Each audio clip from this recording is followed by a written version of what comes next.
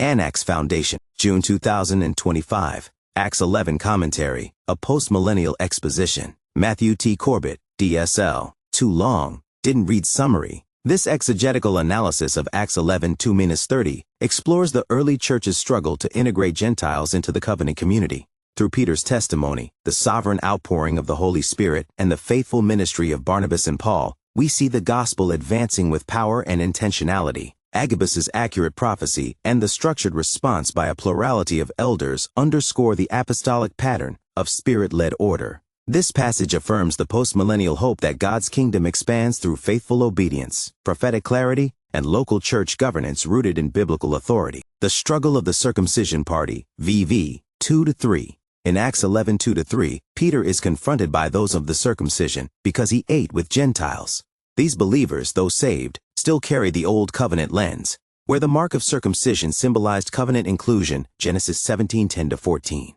From their vantage point, the Gentiles were entering what they rightly understood as the church, the Israel of God, Galatians 6:16. The faithful assembly carried over from the Old Testament into the New. Their concern wasn't baseless legalism, it was rooted in covenantal continuity. Yet they failed to discern the unfolding mystery of God, that through the Messiah, the Gentiles would be grafted in Romans 11:17. Peter's testimony and the sovereign spirit, VV, 4-14. Peter then recounts his vision and the events surrounding Cornelius. His methodical explanation demonstrates the pastoral care required to shift the paradigm of the early church. God sovereignly orchestrated the encounter, Acts 10, and Peter obeyed divine instruction. The repetition of the vision and the divine command not to call unclean what God has made clean, V9, emphasized a covenantal shift. This was not merely about dietary laws, but about the inclusion of peoples long considered other. The Spirit falls, one faith, one baptism, verse 15. Verse 15 is pivotal. Peter testifies, and as I began to speak, the Holy Spirit fell on them just as on us at the beginning. This wasn't a lesser outpouring. It was the same Holy Spirit, the same power, Acts 1:8, falling on uncircumcised Gentiles. This unity of experience reveals the unifying power of Pentecost. It was not merely for the Jewish remnant, but for the nations, fulfilling Joel's prophecy that God would pour out his Spirit on all flesh, Joel 2:28. Jewish evangelism to Jews only, verse 19. Verse 19 shows us that the early dispersion led to evangelism that remained within ethnic boundaries.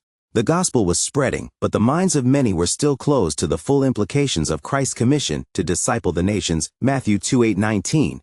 The church had not yet fully embraced the global scope of the kingdom. A few bold men, a great revival, VV 20-21. Yet, in verses 20-21, some men from Cyprus and Cyrene broke the mold. They preached to the Hellenists, Gentiles, and a great number believed. The hand of the Lord was with them. This is the mustard seed principle in action. Matthew 13:31-32. Small acts of bold obedience birthed great fruit. This is how postmillennial victory unfolds, not through coercion, but through gospel expansion by the Spirit. Barnabas seeks Paul, strategic apostolic partnership, verses 24. In verse 24, Barnabas, when a good man, full of the Holy Spirit and of faith, leaves to find Saul. This is not random. It is God's divine strategy. Barnabas recognizes the gravity of the moment, revival among the Gentiles. He doesn't hoard the spotlight. He seeks out Paul, whose calling as the apostle to the Gentiles, Acts 9:15, is now beginning to flourish. This marks the beginning of a missionary partnership that will reshape the world, though temporary in scope. True prophecy and wise response, V28. Agabus stands in contrast to many modern charlatans. He gave a prophecy of famine, and the church responded with faith and action. The prophecy was not vague, it was verifiable, fulfilled in the days of Claudius. This event confirms the biblical test of a prophet, if his word comes true, Deuteronomy 18:22. The church acted not with fear but with order, revealing how prophetic ministry serves the community. The so-called prophets in many circles today often speak in vague generalities, with a track record marred by error and a lack of accountability. This stands in stark contrast to the prophetic ministry we see in the apostolic era. Agabus, for example, delivered a clear and specific word about a coming famine, and the church responded with decisive action because they recognized the legitimacy of the revelation, Acts 11:28. Whether our current prophetic gifting is weaker or simply more poorly stewarded is difficult to determine. What is clear, however, is that Agabus functioned within the true prophetic mantle, demonstrating accuracy, clarity, and fruitful results. Apostolic church governance, plurality of elders, verse 30. Finally, verse 30 highlights the practical outcome. The saints sent relief to the elders, Greek presbyteroi, of the churches. This affirms that apostolic churches were governed by a plurality of elders, not a monarchical bishopric. The biblical model of local governance is not clerical hierarchy but shared oversight among mature men.